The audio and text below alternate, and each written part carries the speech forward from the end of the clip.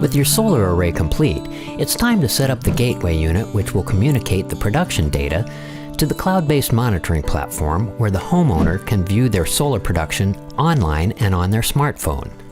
These steps are covered in our next video, the ECUR installation series, available on APSYSTEMS YouTube channel, youtube.com/APSystemsSolar. When DC power is first applied to the microinverter, it blinks one quick red light, followed by 3 short green blinks. From this point on, it will blink once every 10 seconds while power is applied, and it is communicating with the ECU. If the light is flashing a fast green blink every 2 seconds, this means that the unit is producing power, but is not communicated with the gateway in more than 1 hour. There's an easier way to verify operation than checking microinverter LEDs on the roof. That is, by using the ECU app.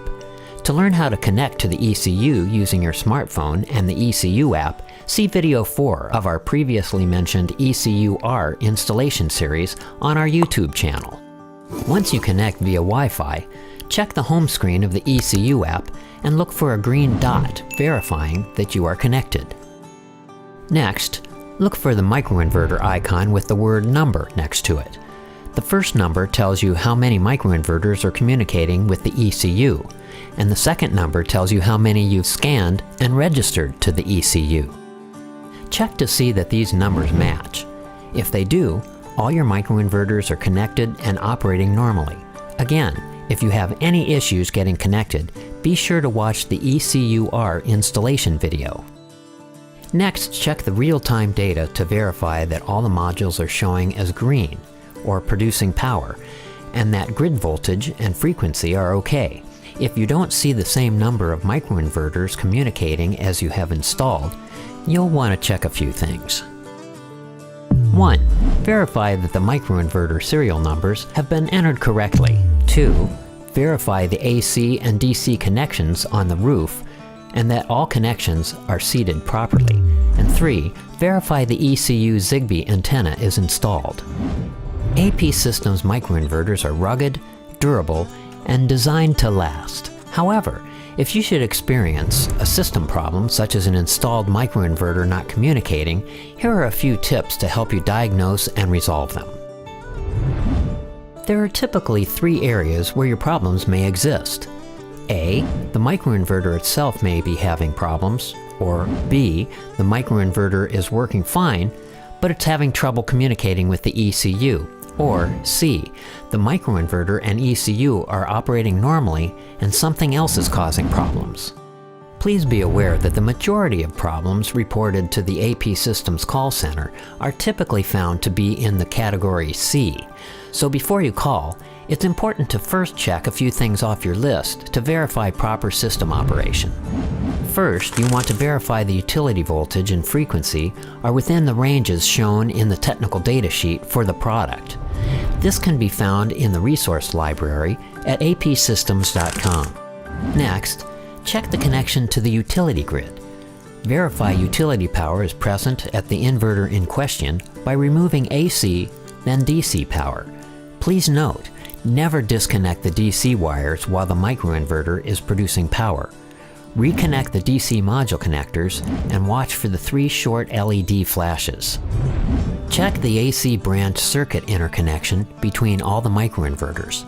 Verify each inverter is energized by the utility grid as described in the previous step, and make sure that all the AC breakers are functioning properly and in the on position.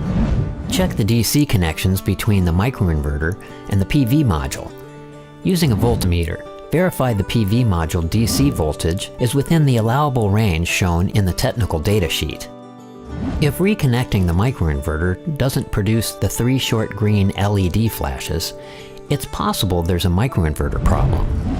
Check the LED on the microinverter unit. A red light, either blinking or solid, or no light at all, can mean a microinverter problem. If you see a steady red light on the microinverter, this means the unit has detected a GFDI, ground fault detection interruption error in the PV system. The microinverter will continue reporting the fault so long as the GFDI issue exists. You'll need to resolve this ground fault problem in the array. Once it's resolved, the error can be cleared and the light will change once again to slow blinking green. You can learn how to clear this and other errors in the ECUR installation manual in the resources library of APSYSTEMS website. If you see no light, verify proper cabling and that connectors are properly seated. If you see a blinking green light, whether slow or fast, the issue is probably with the ECU. Let's take a look at diagnosing ECU problems. If there's no data being displayed for one or more microinverters in the ECU, ECU app, or EMA, this is likely a communication issue, not a microinverter problem. If the data display for all microinverters is erratic, where data appears sometimes and disappears at others, this is also likely a communication problem.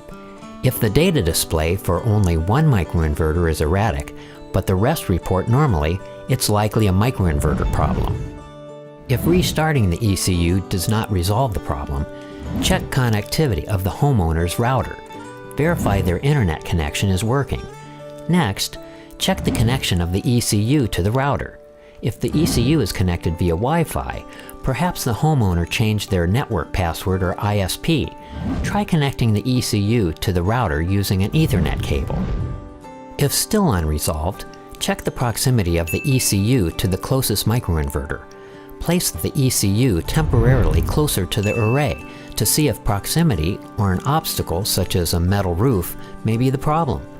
If this resolves the issue, permanently relocate the ECU in a position to better communicate with the array. If the issue persists, contact technical support for diagnosis. Remember, an APSYSTEMS support tech must be able to troubleshoot the issue online in order to send a replacement, so be sure not to disconnect or uninstall anything before the APSYSTEMS team has had a chance to diagnose the system online. To contact APSYSTEMS technical support, visit your local APSYSTEMS website and navigate to the support page. Here you'll find the phone number for your local support team and a form to submit any issues you might be seeing.